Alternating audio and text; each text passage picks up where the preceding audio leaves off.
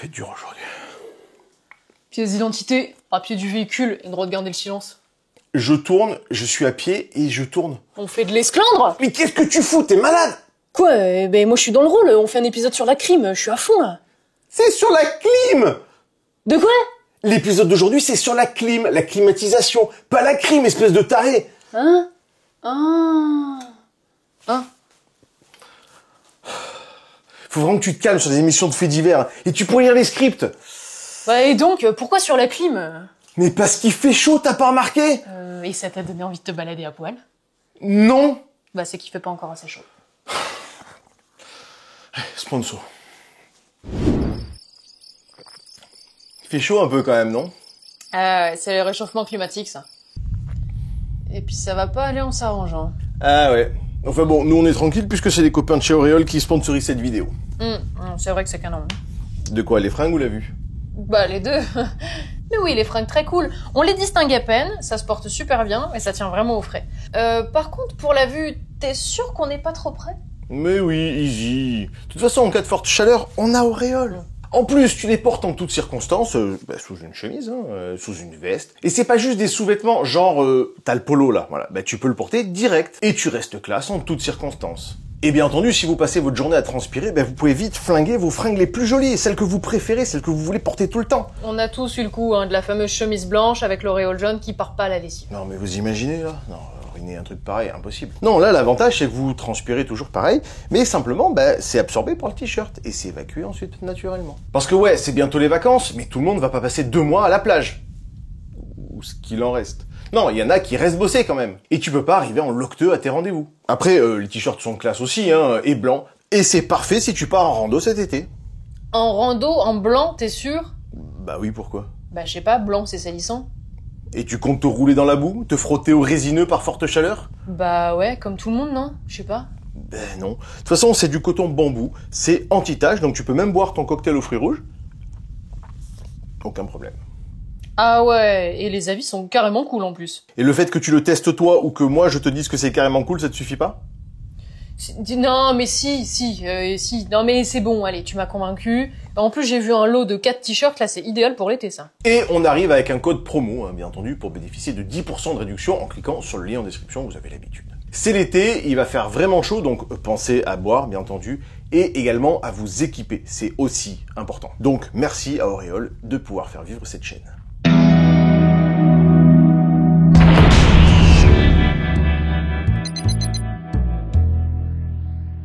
Depuis quelques jours, à l'occasion de la météo anticyclonique en oméga de la canicule de Taras, il fait chaud, on voit fleurir les inépuisables commentaires et décisions politiques vibrants d'incompétence à propos de la clim. Et vas-y que la science c'est pour les faibles, que j'invente ma propre réalité tartinée à l'idéologie de basse-cour, et vas-y qu'on fabrique des hôpitaux, mais on n'y fout pas la clim dedans, au point qu'on en arrive à une tragédie aussi absurde qu'évitable. On meurt plus à Paris de la chaleur qu'à Sao Paulo. Mais bon, ok. Il fait chaud, mais on va quand même pas mettre la clim. C'est le diable absolu, la clim. Ça va flinguer la planète, la clim. C'est ton ex, la clim. On va voir ça. Depuis 2003 et sa canicule meurtrière, les messages de prévention pour protéger papy et mamie de la Sudagne et du trépas anticipé s'enchaînent. Faut dire aussi que depuis 1947, on s'est cogné 49 vagues de chaleur en France, dont 32 depuis 2000. Ouais, 17 en 50 ans, mais 32 en 25 ans. Alors, vous y croyez pas, c'est déjà arrivé, oui, mais tata Simone me disait que quand elle était jeune, peu importe, la réalité, c'est celle-là. On suinte de l'arrêt, et c'est de plus en plus souvent, et de plus en plus vénère, et ça va faire qu'empirer. Et c'est un véritable enjeu social et de santé publique. Parce que c'est bien beau de balancer de la turbine à vent dans tous les coins de la cahute, et de boire de la pisse de yak infusée à la citronnelle, mais à un moment donné, quand il fait 35 degrés, il fait 35 degrés. Certains le supportent très bien, mais c'est pas le cas de tout le monde. Et on le supporte pas toujours pareil selon les différents moments de la vie, selon l'endroit où on habite, avec plus ou moins d'air, si on est malade, si on bosse, bouge, etc. Et dans le cadre du boulot ou des études, les pertes de capacité cognitive sont réelles. La chaleur a un impact réel sur l'apprentissage, sur le travail, et du coup, les retombées économiques négatives dues à ça, c'est pas de la science-fiction, c'est perdant sur toute la ligne. Mais heureusement, ce qui est génial, comme on est dans un pays entouré de voisins intelligents, technologiques, qui réfléchissent et qui savent se confronter à la réalité, une fois qu'on a identifié le problème, on applique bêtement les solutions efficaces qu'on connaît et qui ont fait leurs preuves ailleurs, comme La clim. Comment? Non, faut pas utiliser la clim? Ok. Alors, le fait de vouloir rafraîchir les intérieurs, ça date pas d'hier. Tout comme ça ne viendrait à l'idée de personne de vivre dans un appartement non chauffé l'hiver, de devoir endurer des 6-7 degrés parce que ta gueule. Quand il fait chaud, toutes les civilisations ont mis au point des systèmes pour refroidir leur campouine l'été. Toutes, non, car un petit village résiste encore et toujours. À Nice et en Provence, on avait des murs de pierre épais et des volets spéciaux qui laissaient entrer un minimum de lumière dans la journée, de manière à ce que le soleil ne tape pas à l'intérieur. On avait l'habitude de laisser les volets fermés la journée, un peu comme partout normalement, et l'architecture des maisons faisait que l'air circulait facilement la nuit pour créer du courant d'air et rafraîchir les habitats. Les Romains avaient l'habitude de construire des cours intérieures avec des parois ombragées pour garder la fraîcheur, et utiliser l'eau pour se rafraîchir. Les Égyptiens mouillaient des nattes devant les fenêtres pour refroidir l'air par évaporation. Au Moyen-Âge, en Iran, on utilisait des tours à vent, les badjirs, pour capturer et canaliser les vents vers les habitations. Et tout bêtement, on ombrageait les rues. On tirait de grandes toiles pour faire de l'ombre dès que c'était possible. Végétation, draps, le but c'était d'être à l'ombre. Bien entendu, également, on construisait les habitations à l'opposé du soleil, à l'ombre, ou alors on utilisait la géographie, comme les grottes, les puits de chaleur qui apportent un air frais l'été, et chaud l'hiver. Enfin, la température de l'air de la grotte, elle est constante toute l'année. C'est juste que s'il fait 30 degrés à l'air, 15 degrés ça sera frais, et s'il fait 0, le même air toujours à 15 degrés sera chaud, quoi. Et voilà, tout est relatif. La lutte contre la chaleur est une constante depuis qu'on habite ailleurs qu'à poil dans la brousse, et c'est pas un truc nouveau. C'est juste que là, il fait chaud comme jamais l'humanité n'a connu.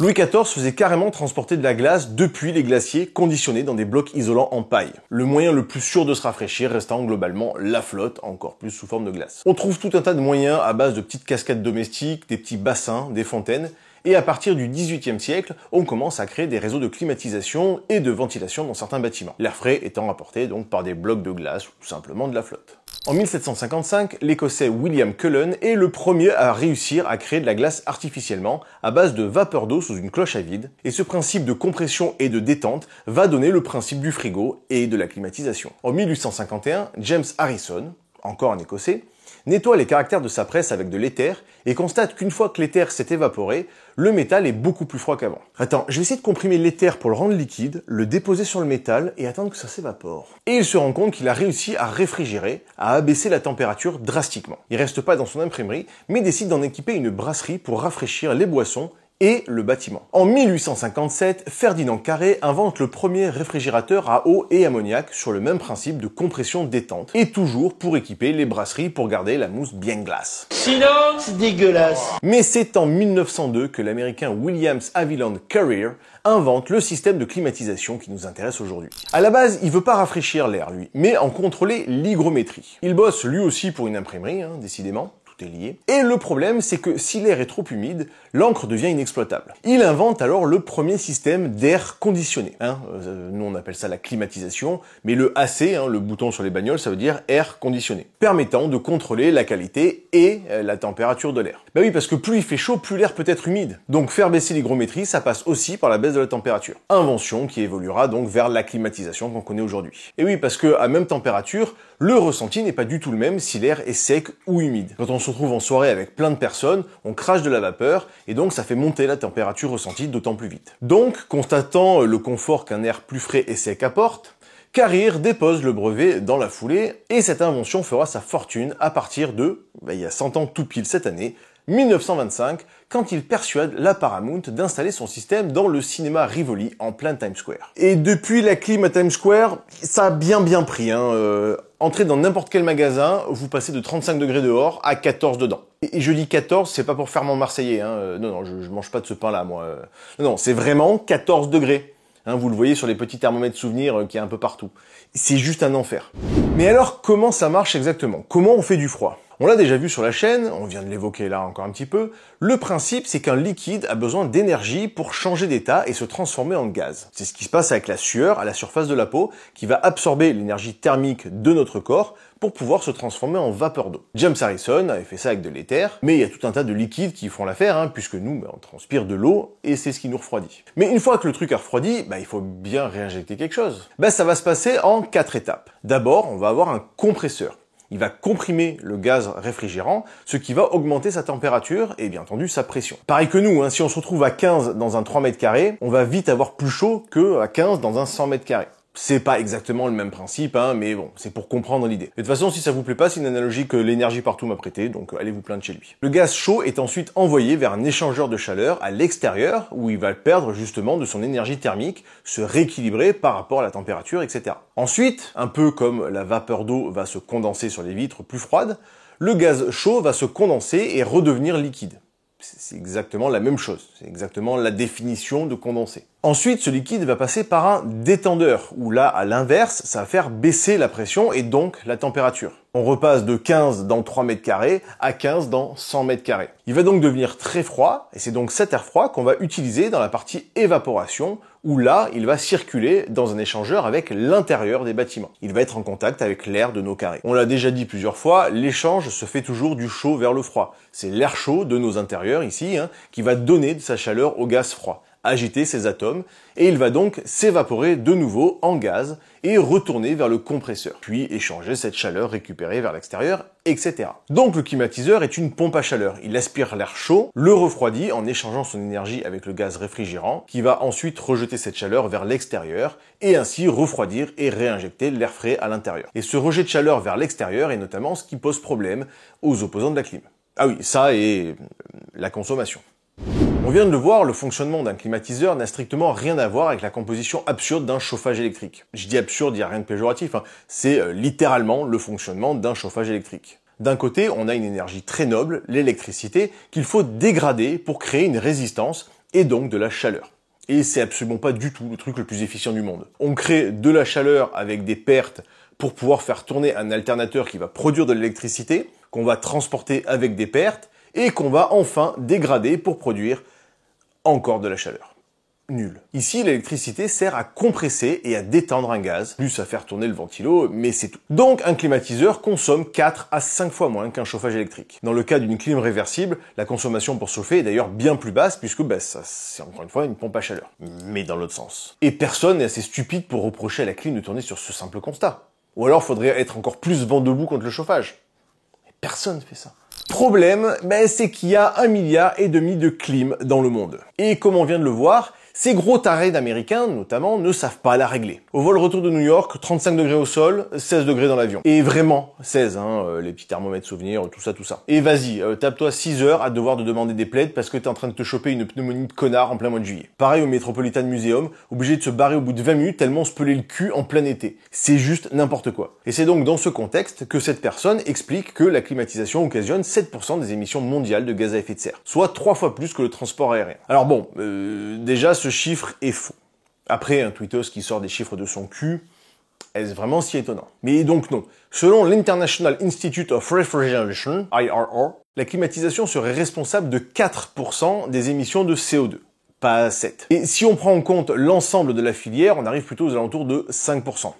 Toujours pas 7. Et il faut encore nuancer. Parce que 20% de ces émissions viendraient des fluides réfrigérants eux-mêmes, qui peuvent s'évaporer, et qui sont souvent des gaz à effet de serre très puissants. Mais qui se détruisent très vite également, en quelques années max. Contrairement au CO2, qui là, pour le coup, est une molécule très stable dans le temps. Donc oui, ça va faire monter la température, mais dans 10 ans, ces gaz-là n'auront plus d'effet. Les 80% restants proviennent de l'électricité dont la production reste essentiellement à base de produits fossiles un peu partout dans le monde. Mais pas en France. Donc on a environ 3% de gaz à effet de serre dû à l'électricité produite pour faire marcher ces clims. Et donc quasi zéro à l'échelle de la France, puisque comme tout le monde le sait, quand on est un tant soit peu honnête, notre électricité est largement décarbonée grâce au nucléaire. Donc cet avis sur la consommation de la clim et son impact sur l'environnement, surtout en France, pour justifier qu'on soit complètement à la ramasse sur ce sujet par rapport à nos voisins civilisés, est non seulement mensonger, mais en plus très largement exagéré. Problème reste le rejet d'air chaud vers l'extérieur qui aggrave encore la situation de canicule,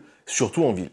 Effectivement, l'impact de la clim sur la température des villes n'est pas nul. C'est mathématique, l'air chaud ne disparaît pas. À Tokyo, les rejets de chaleur par les climatiseurs entraîneraient une hausse de 1 à 2 degrés dans certains quartiers d'affaires les jours de semaine. Pour la canicule 2003, une étude publiée en juillet 2020 dans la revue Environmental Research Letters, désolé pour l'accent, il y en a marre de l'accent, il fait trop chaud pour avoir un accent, estime que si tous les logements parisiens avaient été climatisés pour maintenir 23 degrés intérieurement, cela aurait augmenté la température extérieure de jusqu'à 2,4 degrés après 9 jours d'utilisation. Hein, tant que ça? Combien?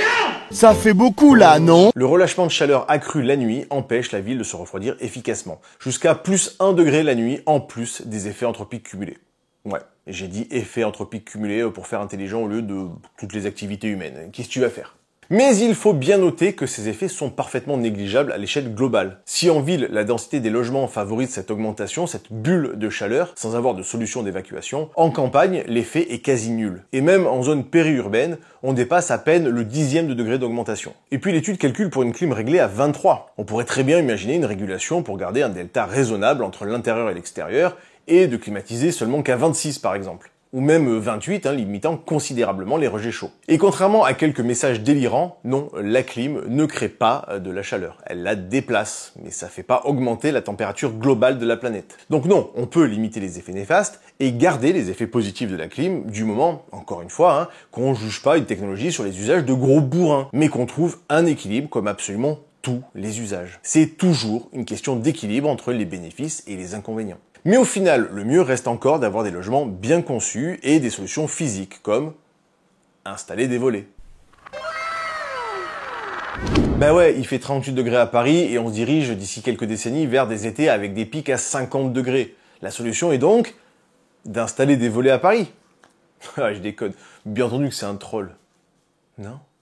On l'a dit, dans le sud, les maisons sont équipées de ces volets particuliers justement pour s'adapter à la chaleur. Laisser entrer l'air, mais sans laisser passer la lumière et donc rafraîchir sans besoin de clim par effet Venturi, le fait que l'air accélère et donc le rafraîchit. Et autres principes physiques dans les différents habitats. On parle beaucoup de passoires thermiques concernant les appartements et les maisons avec le chauffage l'hiver, mais là cette année pop la nouvelle formule, les bouilloires thermiques. Parce que ça va aussi dans le sens inverse pour maintenir l'air frais l'été. On a tous ce pote qui habite sous les toits et qui dort par 38 degrés 3 mois de l'année. Seulement voilà, c'est bien beau de concevoir des logements intelligents dès le départ, comme à Montpellier ou l'hôpital de Nantes, sauf qu'on voit bien que si on peut faire baisser la température de quelques degrés, ces solutions-là ont aussi leurs limites. Et de la même manière que personne n'est assez con pour ne pas prévoir de chauffage l'hiver, même dans un appartement bien conçu, faut vraiment arrêter de vouloir chercher la solution parfaite qui répond à tous les problèmes et éliminer une partie des technologies par dogmatisme. Parce qu'on peut isoler les maisons avec des technologies d'isolation par l'extérieur, mais c'est pas applicable partout. Déjà, sur un immeuble, c'est beaucoup plus compliqué, puisqu'il faut équiper tout l'immeuble. Si, il faut aussi prendre en compte les réunions de copro avec Bernard qui a pas compris que 2000 balles de chauffage par an, c'était plus cher que 3000 balles d'isolation une fois. Ensuite, faudra m'expliquer comment vous faites pour isoler une façade classée monument historique, avec des moulures, comme il y en a beaucoup à Paris par exemple. Ou alors comment vous faites pour isoler les toits typiques en ardoise, avec quoi? Et clairement, au prix du mètre carré de la capitale, vous allez pas vous amuser à foutre des gros blocs de polystyrène partout à l'intérieur, qui peuvent vite vous faire perdre 5 mètres carrés dans un appartement, et donc des dizaines de milliers d'euros. Et on se retrouve donc avec des bouilloires thermiques invivables. Parce que oui, ça a un coût sanitaire et social. Parce que ouais, pour obliger les propriétaires à isoler leur appartement, on a interdit la location à certains appartements d'un DPE, Diagnostic Performance Énergie, trop faible.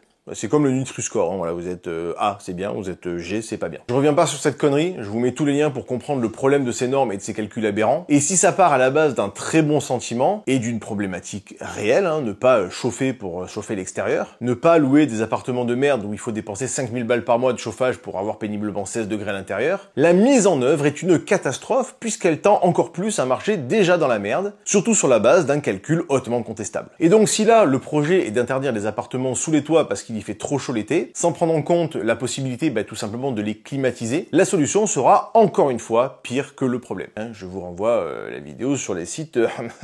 Oui, mais PH, tu perds le sens commun, t'es un gros droitardé anti-pauvre, seuls les riches peuvent se payer la clim, sale facho. Oui, ça fait aussi partie des discours anti-clim. Non, vraiment, certaines personnes sont vraiment nées avant la honte. La facture moyenne de la clim, c'est entre 75 et 150 euros par an.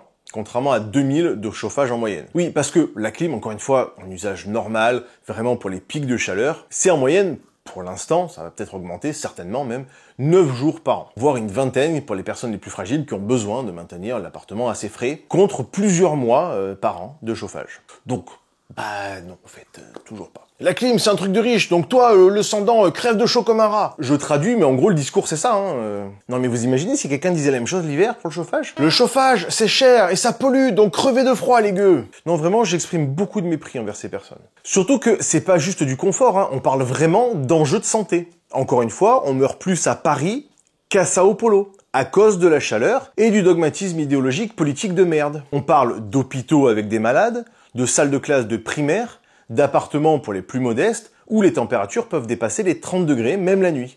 Et où on propose de poser des ventilateurs avec des bouteilles d'eau devant. Alors que la clim existe, on est chez les fous. Encore une fois, la technologie n'existerait pas. Ça brûlerait 16 litres de mazout à l'heure, ok. Mais là, c'est pas le cas. Ça consomme moins que le chauffage. Personne n'est contre le chauffage. Et donc, juste par idéologie, on interdit la clim aux plus vulnérables. Si on évite de climatiser comme des sourds à 14 degrés, mais plutôt aux alentours de 24, 25, voire 28 selon les besoins et les préférences, alimentés par de l'électricité bas carbone, l'impact sera ridiculement faible avec un gain significatif sur la santé. Mais c'est comme pour tout, la clim a de réels inconvénients, mais également des avantages qui lui sont bien supérieurs. Donc le mec qui cherche autre chose que la clim, une solution miracle, totale, absolue, qui répond à tout, tout le temps, mieux que toutes les autres, n'hésitez pas à lui répondre avec une solution miracle en retour. Moi, en général, je réponds merde.